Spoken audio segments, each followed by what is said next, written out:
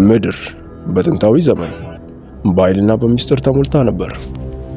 በኃይልን ሊና ለመሳል እጅግ አስፈሪና በዚያው ልክ ደግሞ እጅግ አጓጊ ታሪክ ያላቸው ምስጢራዊ ፍጥረታት ከጥንት ዘመን ጀምሮ እስካለንበት እስከ አንደኛው ክፍለ ዘመን መዳረሻ በሰው ልጆች ታሪክ እጅግ ምስጢራዊ የሆኑ ፍጥረታት ኔፊሊሞች በእርግጥም እጅግ ግዙፎች ነበሩ ወይስ መንፈሳዊ ፍጥረታት? እውነተኛ ታሪኮች ወይስ አፈ ታሪክ ብቻ?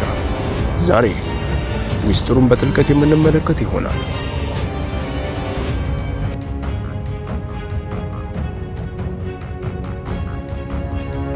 ሰላም፣ ይህ ተሜማክስ ቻናል ነው። ለዚህ ቻናል አዲስ ከሆናችሁ የሰብስክራይብ ምልክቱን በመጫን ቤተሰብ ይሁኑ።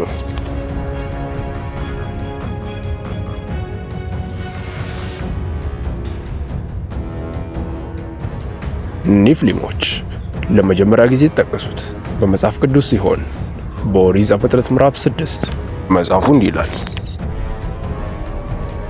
እንዲህም ሆነ ሰዎች በምድር ላይ መብዛት በጀመሩ ጊዜ ሴት ልጆች ተወለዱላቸው። የእግዚአብሔርም ልጆች የሰው ሴቶች ልጆች መልካም እንደሆኑ አዩ። ከመረጧቸው ሁሉ ለየራሳቸው ሚስቶችን ወሰዱ። የፍጥረትም ታሪክ በዚያ ጊዜ ተቀየረ።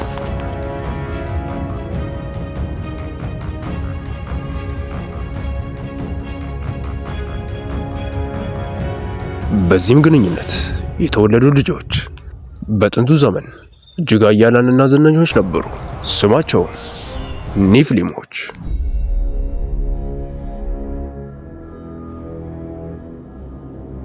ኔፊሊሞች የሚለው ቃል በቀጥታ የወደቁ ወይም የወረዱ ተብሎ ሊተረጎም ይችላል። አንዳንዶች ከሰማይ የወረዱ ፍጥረታትን ማለትም መላእክትን ያመለክታል ሲሉ የስሙን ትርጓሜ ከዚህ ጋር ያያይዙታል። ስለ ኔፊሊሞች ከሚጠቅሱ ጥንታዊ መጽሐፎች መካከል መጽሐፈ ሄኖክ አንዱ ነው። ይህ መጽሐፍ ጠባቂ መላእክት የተባሉ መንፈሳዊ ፍጥረታት ወደ ምድር ወርደው ከሰው ልጆች ጋር ተቀላቅለዋል ይላል። በዚህም ግንኙነት የተወለዱ ልጆች በምድር ላይ እጅግ ኃያላንና ግዙፎች የነበሩ ሲሆን በተጨማሪም የሰው ልጅ እንደጨቆኑና ምድርን በአመፅ እንደተሞላች ይህ መጽሐፍ ይናገራል። ሆኖም እንኳን ይህ ታሪክ ዓለማችን ካየቻቸው ታሪኮች እጅግ አከራካሪና አወዛጋቢ ነጥብ ሆኖ ቀጥሏል። በዚህ ምክንያት ከ3 በላይ በሆኑ ትርጓሜዎች ታሪኩን ይተረጉሙታል።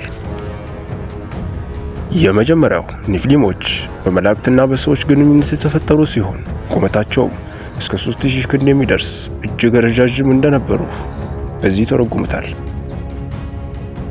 ሁለተኛው ትርጓሜ ኔፊሊሞች በዘመናቸው ማለትም በጥንታዊ ዓለም ኃይለኛና በጦርነት ዝነኛ የነበሩ ሰዎች ብቻ ናቸው በማለት የመጀመሪያዎችን ያጣጥሏቸዋል። በሶስተኛ ደረጃ በምሳሌ አስደግፈው የሚተረጉሙ አሉ። ኔፊሊሞች በትክክል ግዙፎች ሳይሆኑ የክፉ ኃይልና ግፍ ምልክት ብቻ ናቸው ሲሉ ትርጓሜያቸውን በዚህ ያጸናሉ። ሌላኛውና የኔፊሊሞች እጅግ አስገራሚ ታሪክ ከጥፋት ውሃ ጋር መያያዛቸው ነው።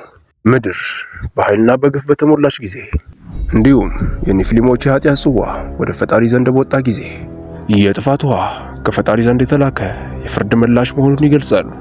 እንዲሁም ኔፊሊሞች የያን ዘመን የተበላሸ ሁኔታ ምልክት ናቸው ብሎም ይተረጉማሉ። ዛሬም ኔፊሊሞች በፊልሞችና በመጽሐፍ ታሪኮች በእጅጉ ይታያሉ። አንዳንዶች እነሱን እንደ ግዙፍ አውሬዎች ይስላሉ፣ ሌሎች ደግሞ ልዩ ኃይል እንዳላቸው እንደ ግማሽ መላእክት እንዲሁም ግማሽ ሰው ፍጥረት። ነገር ግን እነዚህ ብዙ ጊዜ የፈጠራ ትርጓሜዎች ናቸው። በመሆኑ ኔፊሊሞች ግዙፋን ፍጥረታት ወይስ መንፈሳዊ ምልክት? ዝነኞች ሰዎች ወይስ አፈ ታሪኮች ብቻ? ትርጓሜው እንደምትመርጠው ይለያያል። ሆኖም ግን በእምነትና በአፈ ታሪኮች የሰው ልጅ የየራሱን ጽንፍ ይይዛል።